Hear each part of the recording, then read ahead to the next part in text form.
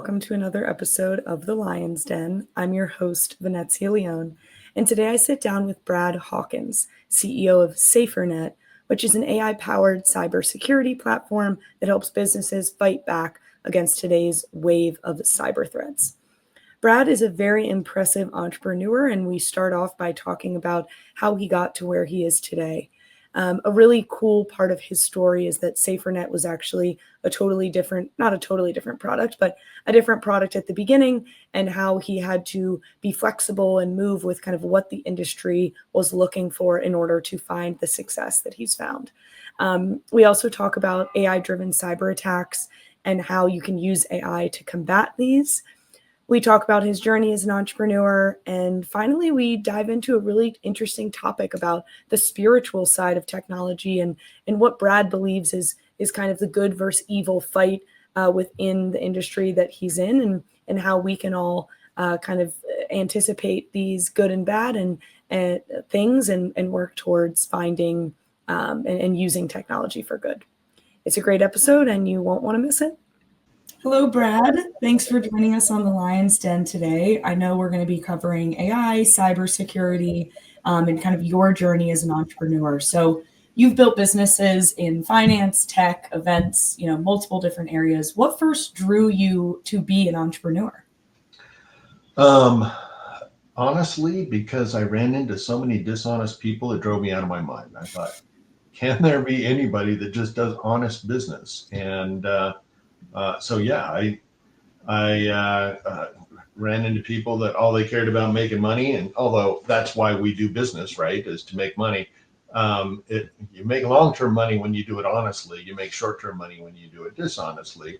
Mm-hmm. And I had a boss or a manager in the investment world that was selling the same investment to everyone.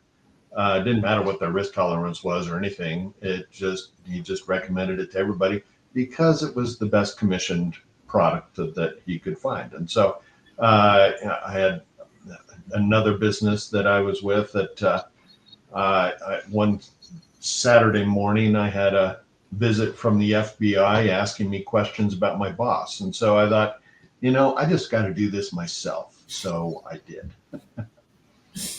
Wow. That's such an interesting kind of creation, that rather than you saying, oh, let me get out of this space or let me, change careers or whatever, you're like, I'm just going to take control of the whole thing. Yeah. I just felt like, gosh, the world needs an honest investment manager. Now, what I did find in that process is that I loved starting businesses. It was the funnest thing in the world. Not easy, but fun. And we just jumped in with all feet. And I started that investment company, and it grew, and it did really well. And to the place where I didn't have to work a lot. So instead of not working, I just started starting other businesses. And so it just grew on itself. And it was really a fun, exciting time for sure. Yeah.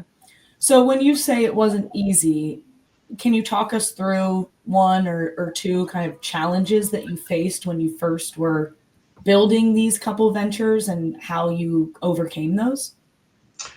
I can.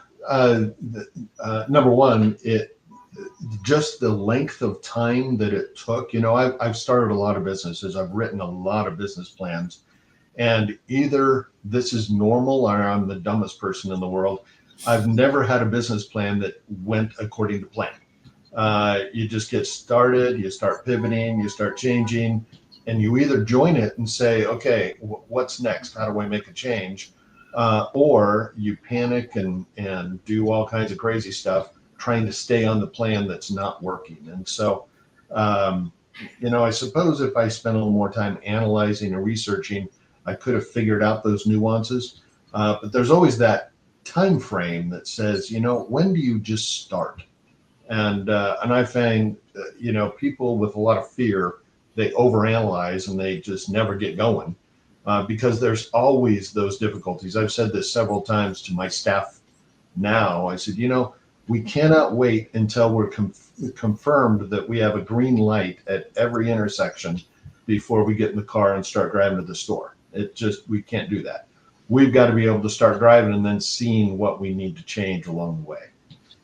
Yeah, I love that like metaphor. That's an awesome, because I feel like with a lot of entrepreneurs, you might have an idea, you might have a passion, you might have something you want to work towards, and the behemoth that is creating a profitable company can totally stand in the way of you kind of taking your first step. So that makes total sense. Do you have a kind of mindset or anything that you've carried through? Like to me, thinking about, oh, I'm going to start companies in various different industries, that seems complicated. So is it that like honesty piece that you mentioned at the beginning? Like what's kind of driven you through that arc of creation, would you say, if you have kind of something that's carried you? What I found is that, I learned this from a book years and years ago called the E-Myth, which stands for entrepreneurial myth. A guy named Gerber wrote it, and I read it probably 10 times. Like, this cannot be true. I don't even get this. And so his whole model was building a business to be sellable, being able to turn around and sell it. And his concept is that all businesses operate the same. It's just you can interchange the product.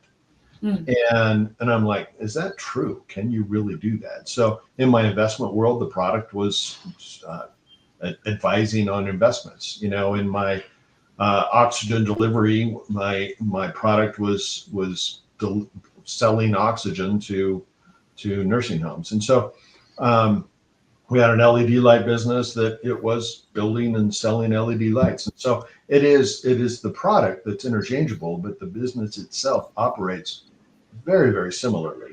And so, of course, you need product experts that operate in that industry, but you've got, employees, and an employee is, knows different things, but they behave similarly. You've got, operations that you just need to figure out. And so what I found is that if you think about building a business based on systems and based on segments of systems, you can have a system that operates, and you can pull the product out and put a new product in, make some minor adjustments, and you do it again. And so it's not as clean and as simple as what I just described, but the overall view is very similar. Yeah. And I feel like that enables you to start driving the car before all the lights are green, because you're like, well, I've done this before, just a little differently, so I know kind of how to get through the lights once I get there. Exactly. And really, I've said this often, but it's running a business with your eyes wide open is what it is. It's paying attention to everything, being aware of everything, and adjusting when you need to adjust. I've been beat up so many times that I have no more pride left. And, for people that have pride in what they've created, they oftentimes just get very, very stuck, because they're like, my business has to work the way I said it's going to work. And if you back up and look at what your customers telling you, look at what your employees are telling you, look at how your product is reflected back to you, and if you don't make any adjustments, you're probably going to have a long, difficult journey. But if you lay your pride down, don't be so arrogant thinking that you're the genius in the model. Just sit back and say, okay, let's just move forward. That's kind of the premise that I like to operate with, is to say, I am not the expert. Another thing, I haven't talked about the E-Myth in years. It's kind of fun to talk about that book. Hopefully somebody picks it up and enjoys it and learns a lot from it. But one of the other things that he made a comment in that book that just really kind of reiterates is that, if a lot of times businesses get started because there's an engineer, and he's looking at what his boss is charging for his time, and he thinks, I can go start this business and make all this money, and why do I need to share it with the boss? And, they go out and start the business and they realize there's nobody coming in the house if you got a home office or if you rent an office, there's nobody coming in here and taking out the trash. You got to take out your own trash. There's nobody trying to bring in business. You got to go and find your own business. All of a sudden you realize you're no longer an engineer. You're a business owner that is responsible for all those pieces. And if you're a seasoned entrepreneur, you have systems to manage all of those pieces, and you just interchange that engineer. Yeah. I think that the salary, like exactly what you're saying, you're getting paid that amount of money, but you don't have to deal with anything other than what we're asking you to build. And that exchange is where that extra money comes in, and it's a lot, triple the work for double the money kind of thing. So Right. So let's dive into SaferNet. I'd love for you to just tell the guests, like, what is the company, maybe how you founded it or something interesting about maybe the beginning of it and kind of how you got here and yeah, what the goals are of SaferNet. So it's interesting going back to that point of pivot, right? We started out SaferNet in a manner of reprogramming a home router to allow a homeowner to manage how much information is allowed through that router, so that a parent can monitor and manage their kids. So that was the basic premise of what we were talking about. Now, Hard Knocks, let's just say it didn't work.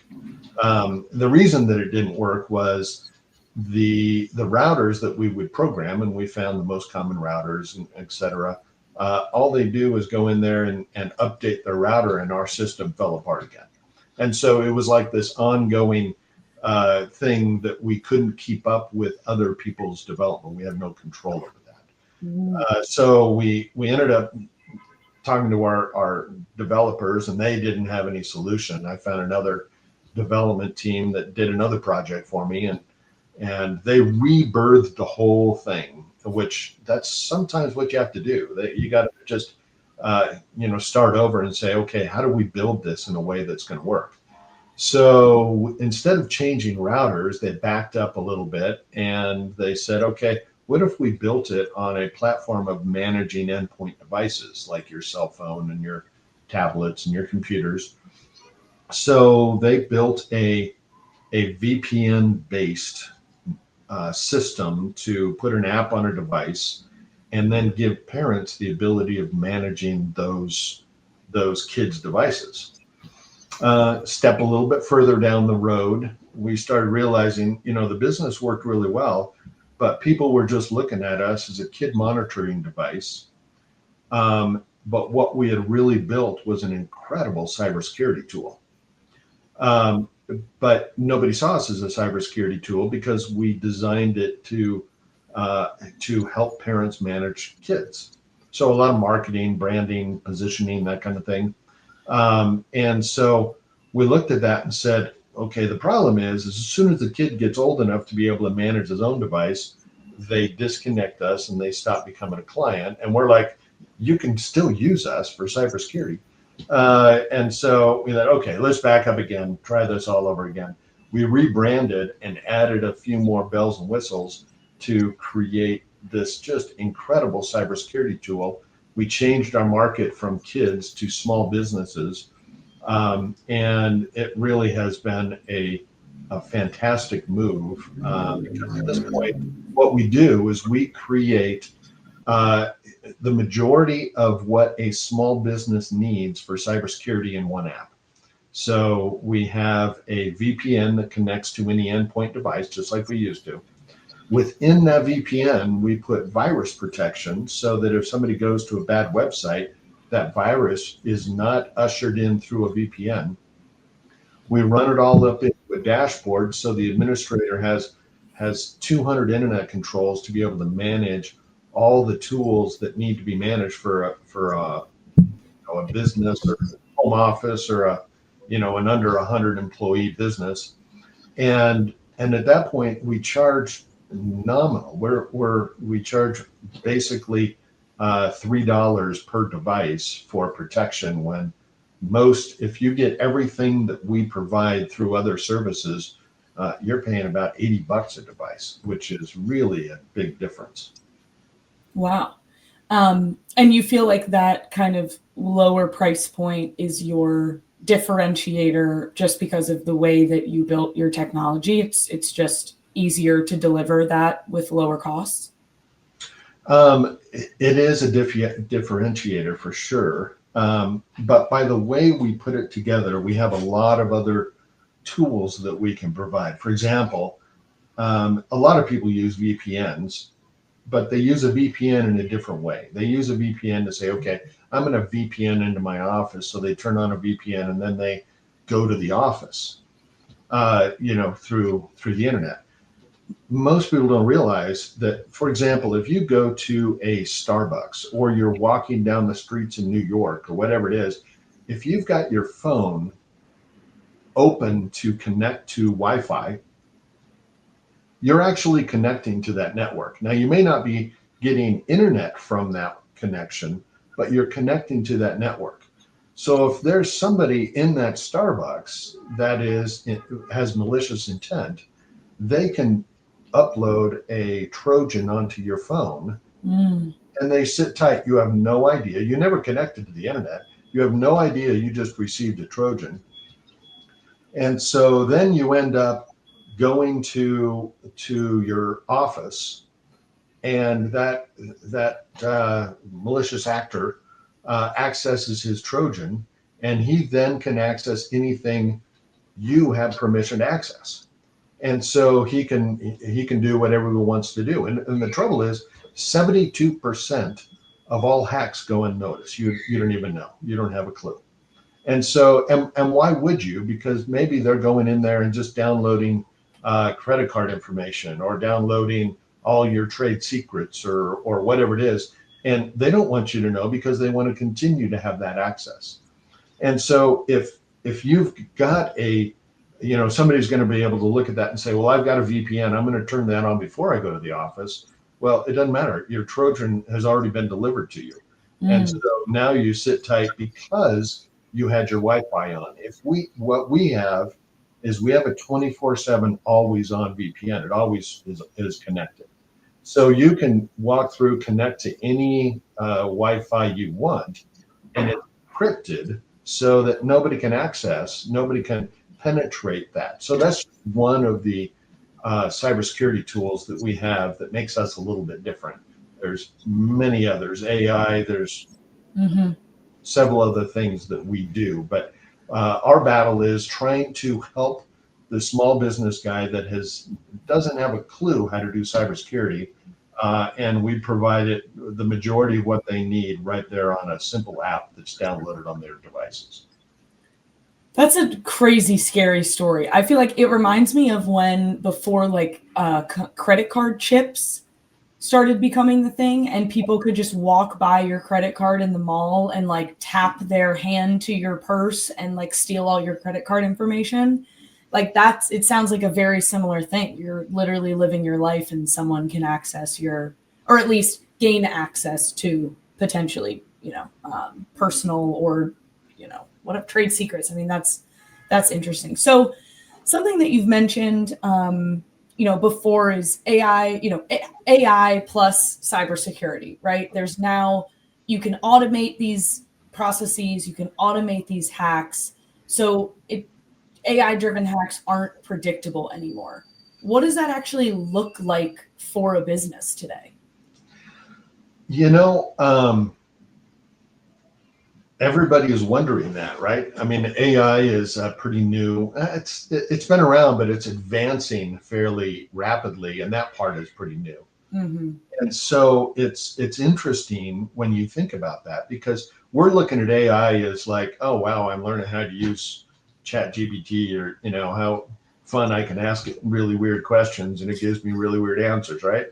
And so you're looking at the thinking, okay, I'm using AI. Well, that's what normal everyday people are doing, trying to figure it out. People with malicious intent are using AI in a way that says, okay, how do I do what I used to do more efficiently and effectively?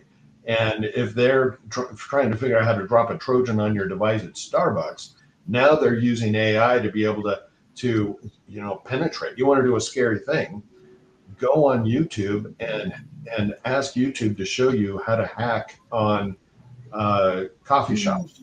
And there's 10-year-old kids telling you what apps to use and how to do it, and it's like so easy and wide open.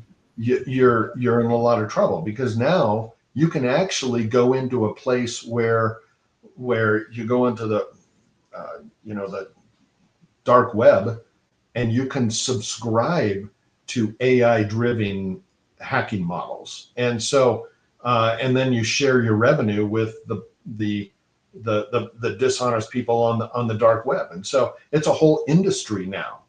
And so what we have done is we have created an AI driven cybersecurity model where we have AIs that, number one, we measure people's use on the internet all the time.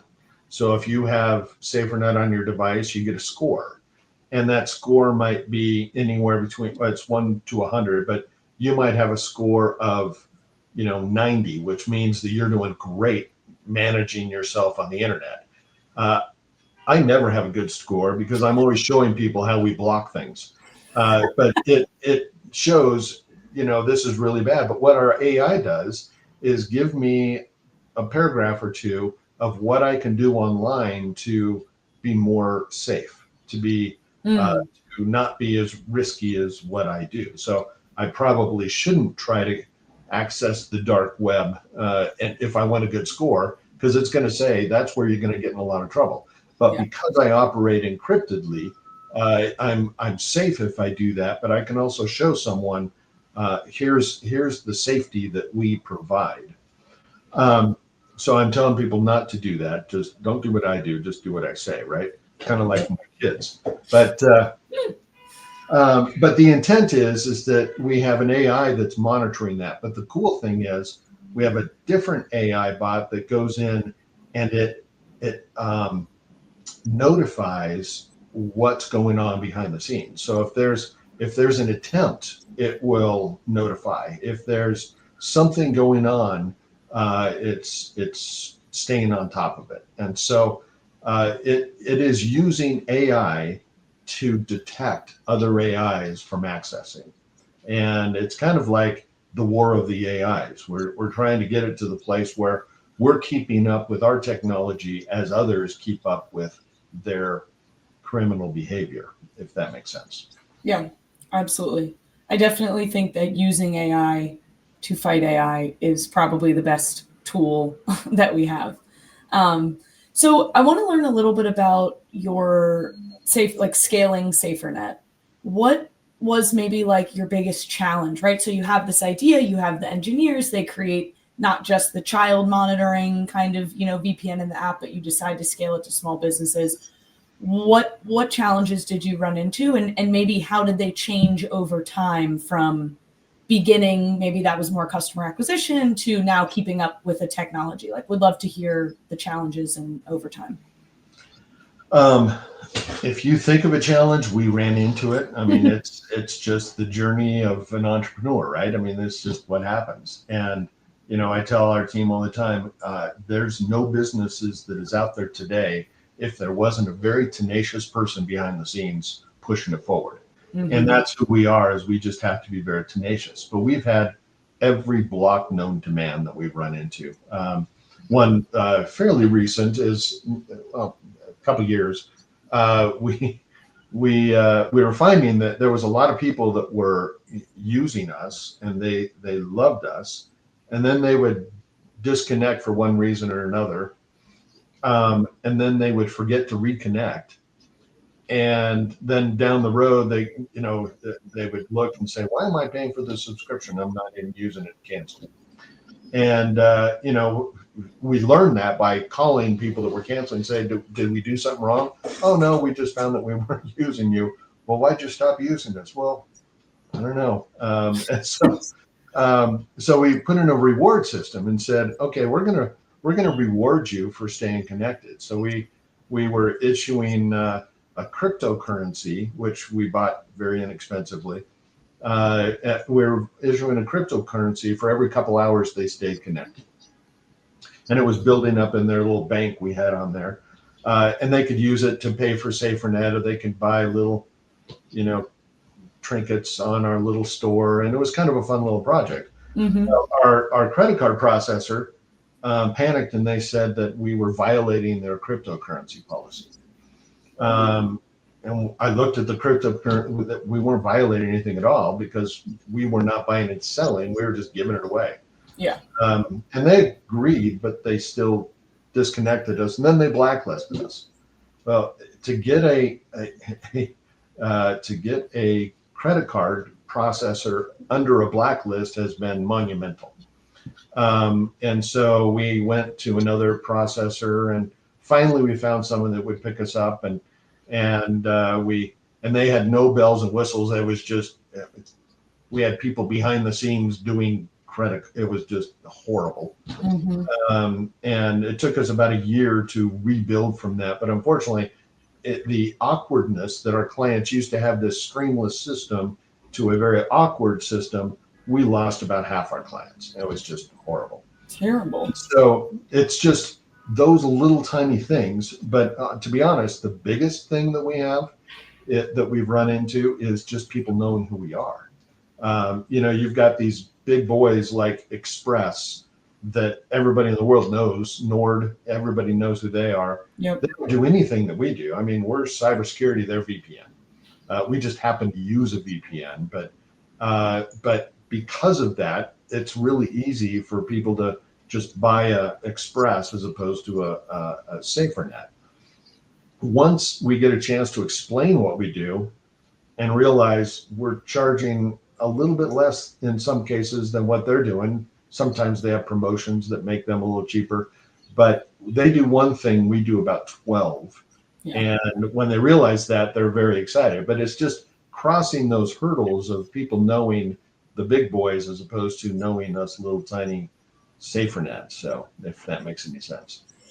Yeah. I mean, I think when you have a differentiated product, but the people in the industry kind of use the same terminology in a sense, then you end up having to say, yes, our website says VPN, but it also says, those 10 other things. And I feel like for small businesses too, one of the biggest decisions, and I'm sure you've encountered this, is like, what do we invest in when, in terms of softwares and people, and like, how do you make decisions on what to spend money on? And so I imagine your market specifically also is probably pretty careful about like what they're spending money on. And so that probably also brings kind of a barrier for you to be able to really get in there.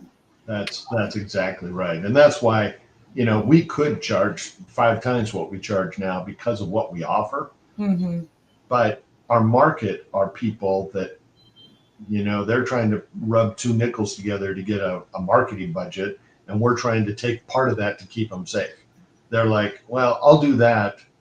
I'll stay safe after I get a few more clients. And so exactly. we've got to provide such a simple entry point that people are like, okay, I see the picture. I think we can do that.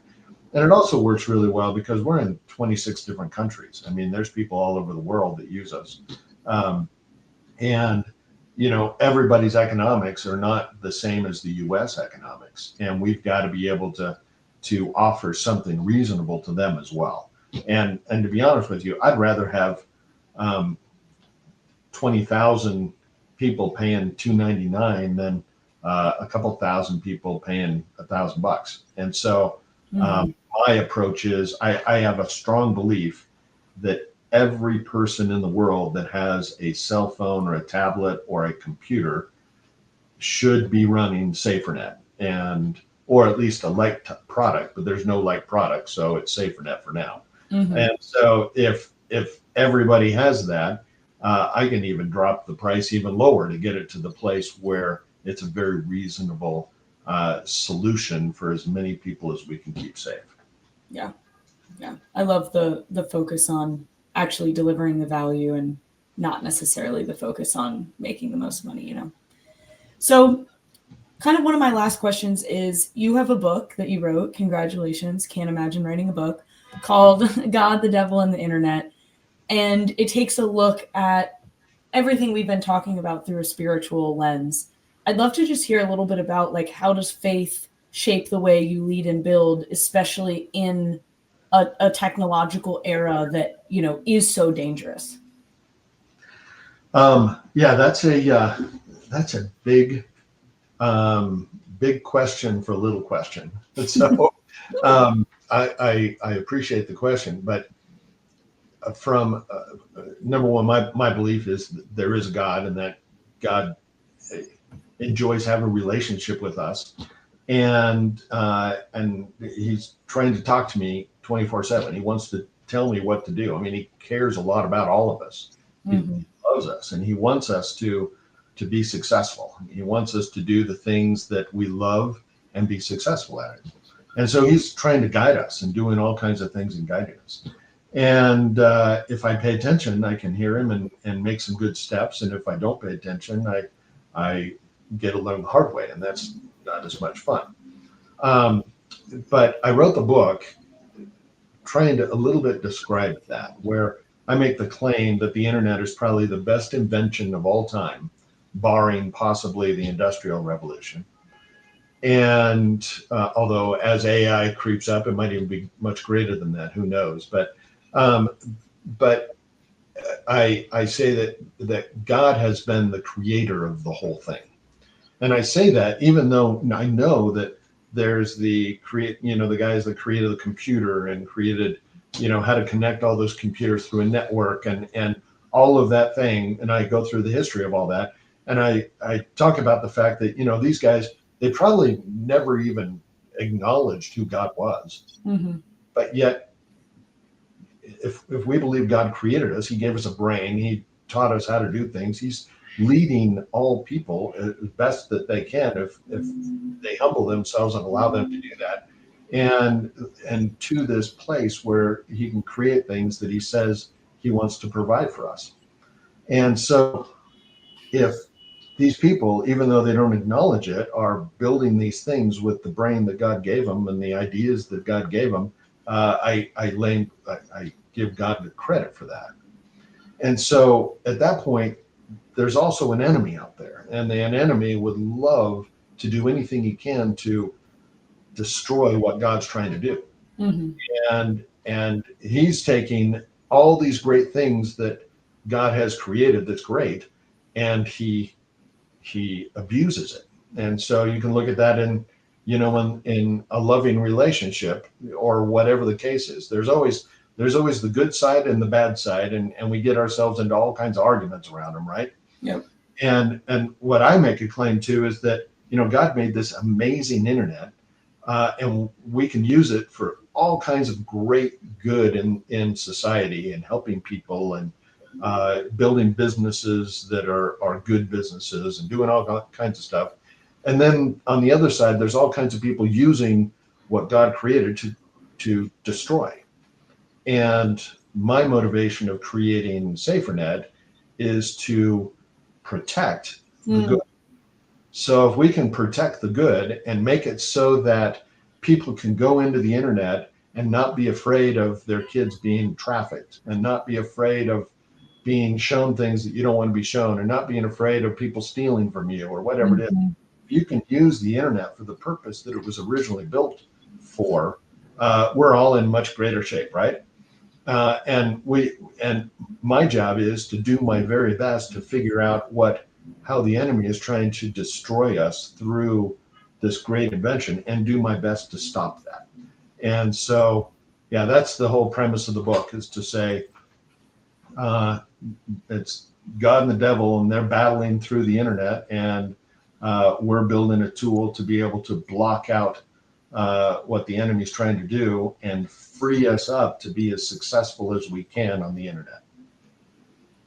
That's a very, like, I don't know, inspirational kind of take, I feel like as somebody who kind of works in tech and is on the internet all day, every day, choosing to make decisions for the good and choosing to build things that enable human productivity and the human population to continue to innovate and grow, and taking the steps we can to prevent anything or anybody from like knocking away at that. That's a really powerful motivator. So I appreciate you sharing that. Well, So it's yeah, very exciting to me. I've been blessed. I don't know why, but I've been blessed. And, that book has become a bestseller on Amazon, which is, uh, I'm not a writer, not even remotely close. I've got dyslexia so bad that I don't even like reading my own books. So, but I was able to write that. I've also written another one called Unshakable Life, which is kind of our life journey in building businesses. Another one coming out here shortly called The Power of Or, just kind of a thinking style that says, instead of getting to a conclusion, remain curious and say, or maybe it's not as bad as it looks, and move forward in that. And so our goal is, as a business, is to get it to the place where we help bring out the very best in these small businesses, to get it to the place where they understand, hey, this country was built on small businesses. mhm. We know that 41% of all hacks go against small businesses. That's the largest percentage that goes against anything. So we have an attack against small businesses in multiple areas. How do we just encourage them? And so my job is to encourage them through writings, and encourage them through protecting them, and let them shine and take off and do what they're experts at. Yeah, that's awesome. Okay, so last but not least, for small business owners who are listening, what's a simple step they can take this week to strengthen their cybersecurity? A simple step to strengthen their cybersecurity. I just feel like that was just a beautiful softball and so kind. But I truly believe, and I wouldn't say it if I didn't believe it, but I truly believe every single small business in the world should download SaferNet on every endpoint device. And when you do that, you have the assurance that number one, you're siloing each device to be safe. You're not relying on your virus protection. You're not relying on everything else. Although I'm telling you, don't take it all away in case somebody disconnects their SaferNet. But you're putting each device into an independent silo. So the beautiful thing is if that happens, if somebody accidentally clicks on a bad link and brings in ransomware into your operations, and 60% of all businesses that do ransomware, they're out of business. And so and at this point, the worst case that you have there is that device is dead. You just throw it away and you're done with it. But nothing else in your network is at risk because everything is siloed individually. You're not relying on overall network protection. Every single device is individually protected, and you're not at risk of coming down with a ransomware, a Trojan that accesses everything. Yeah. Awesome. And it's a whole $299 a month for most. I mean, after the first device, so it's not like a commitment. So Yeah. Awesome. Well, Brad, it was lovely to have you on the Lions Den today. I know I learned a lot about cybersecurity and your founder journey. So, listeners, you can get more information on SaferNet at safernetvpn.com or go to unshakeablelife.com to find all of Brad's books. But, Brad, thank you so much for being on today. Really appreciate it. thank you so much. It's been a pleasure.